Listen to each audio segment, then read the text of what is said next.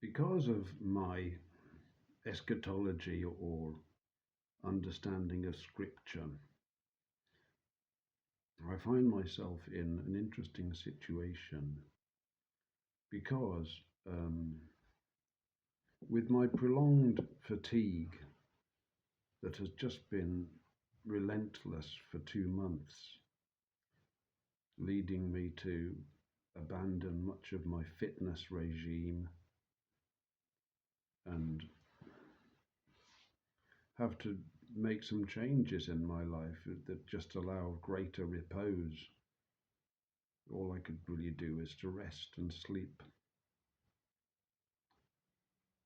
And gradually, when I decided to go to Norwich, I thought it would be good to buy a pipe and smoke a pipe when I was in Norwich, because I was taking medicine at the time that needed to be inhaled, or yes, more or less. Well, so I bought a pipe and I bought some pipe tobacco and I smoked it while I was in Norwich and I enjoyed it so much. I smoked it when I was on the return trip and I smoked it when I arrived home and I was very much enjoying it. There's something very satisfying about smoking a pipe.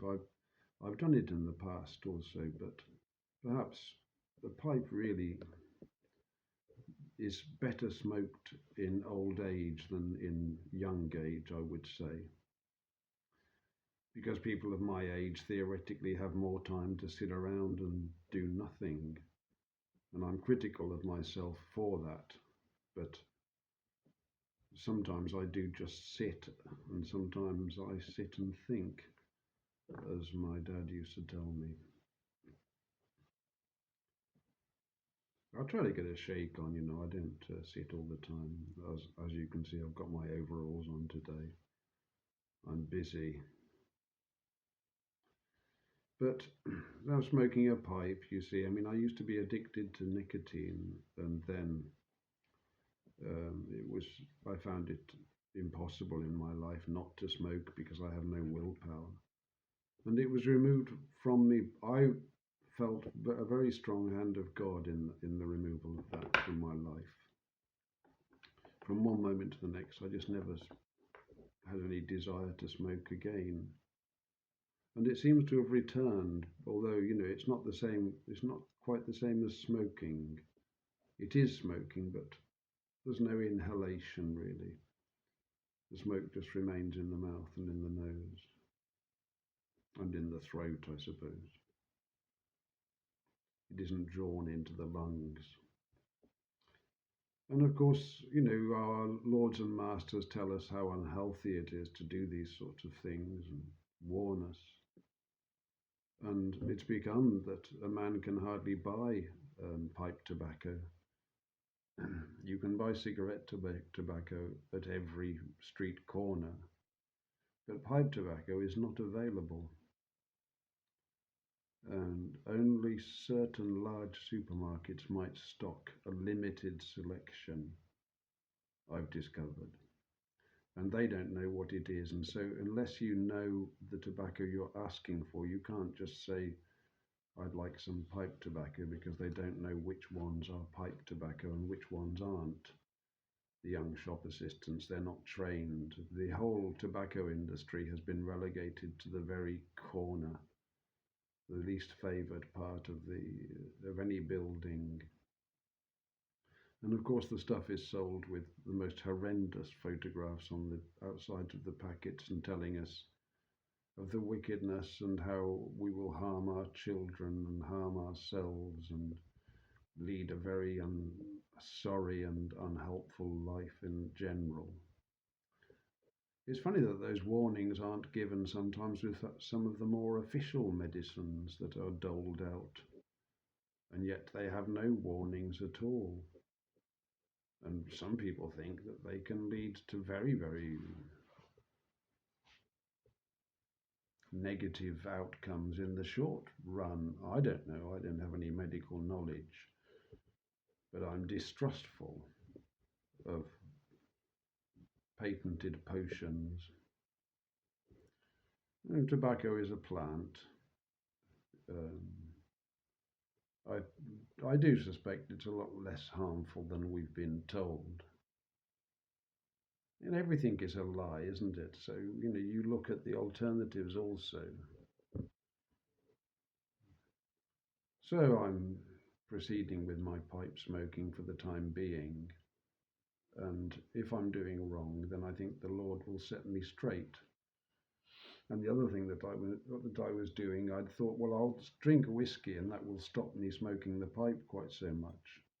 I'll trade one vice for another. I thought I was being clever. But far better than smoking a pipe alone is to smoke a pipe and have a glass of whiskey from time to time, I discovered. I probably already knew it. I'm sure anybody listening would know that. So here I am smoking a pipe and drinking whiskey and exercising less. I'm still a carnivore. In some ways, I almost think it's diet related because the carnivore diet seems to have a historic effect. It takes you back to the time when certain types of dysmorphia were formed. Because the carnivore diet removes those dysmorphia, because the body is able to heal itself, because you're feeding it healthy food. And as those dysmorphia are addressed, they come up again, as it were, psychologically. So it's a bit like a backward journey through time. And I think I've come to my addiction. One of my addictions. I'm addicted to all sorts of things. They told me, an addictive personality.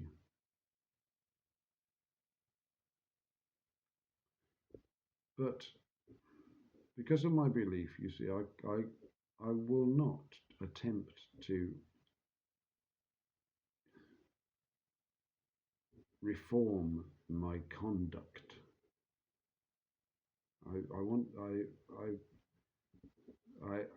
I try to avoid doing that because I assume that it's been sent by the Lord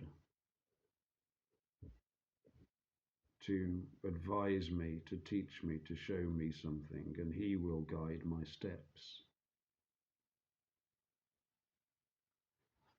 I think that wouldn't be a very common interpretation, in church at all. But I do see it in that way. A little bit like Ezekiel, if you like. I don't mean to compare myself to one of the major prophets, but you know how Ezekiel is told to do things and he has to do them, and they are prophetic. He acts prophecy almost.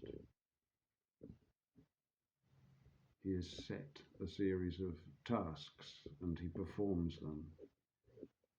Well, what if you're set a task that involves smoking a pipe and drinking some whiskey, for example? Maybe if you won't do it, you're resisting, aren't you? But the urge has come, I suppose, from me to do it. And unless I engage in that dualism where I'm trying to fight, a lower animal spirit and superimpose a higher standard, then I just do it because I'm just a man. God bless.